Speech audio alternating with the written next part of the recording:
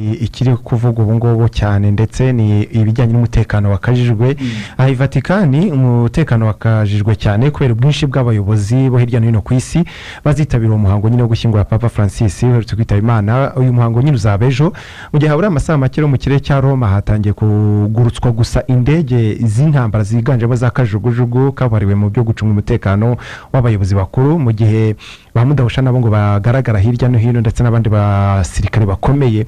Ikindi cyashyizwemo imbaraga ni ikijyanye no gusaka kuko hashyizweho ikoranabuhanga nk'irisanzwe rikoreshwa ku bibuga by'indege bikomeye. Kugeza ubu kandi nta ndege ya gisivili yemerewe kuguruka mu kirere cy'i Roma.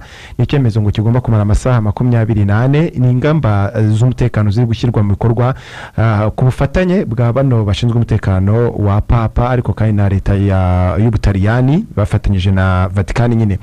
Ibitangaza byo mu makuru byo muri Leta Zunze Ubumwe za Amerika byatangaje ko perezida w'icyo gihugu Donald Trump yamaze guhaguruka i Washington DC akaba yerekeje nyine Vatikani umuhango wo gusezera bwa nyuma kuri Papa Francis. Umuhango nyine uzabejo.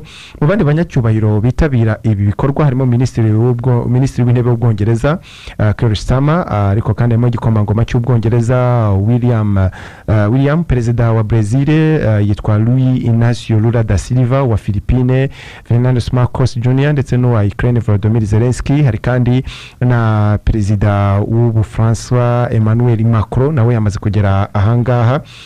Ibindi bikorwa biri gukorwa ubu ngubu ni bijyanye no gutegura nyine umunsi w'ejo nyirizina.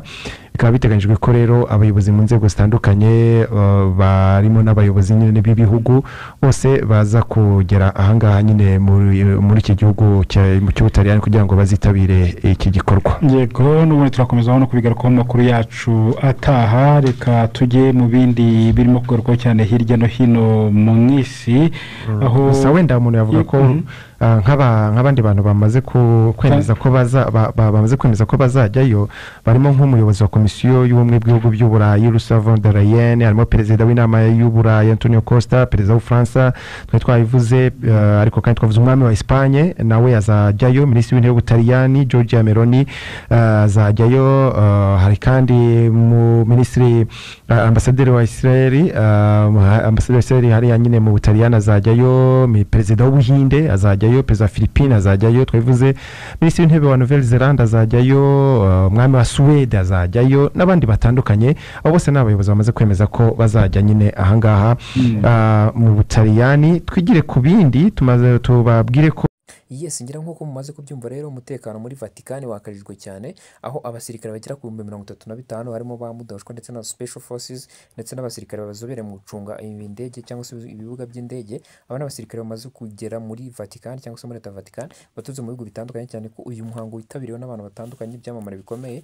ndetse n'abayobozi bakomeye ku rwego rw'isi. Twavuga nka perezida wa Leta Zunze Ubumwe za Amerika ndetse n'abandi bayobozi bakomeye cyane ndetse na perezida w'Urusiya n'aba Ukraine. Abantu bose nabagiye bitabira uyu muhango wo gushyingura Papa.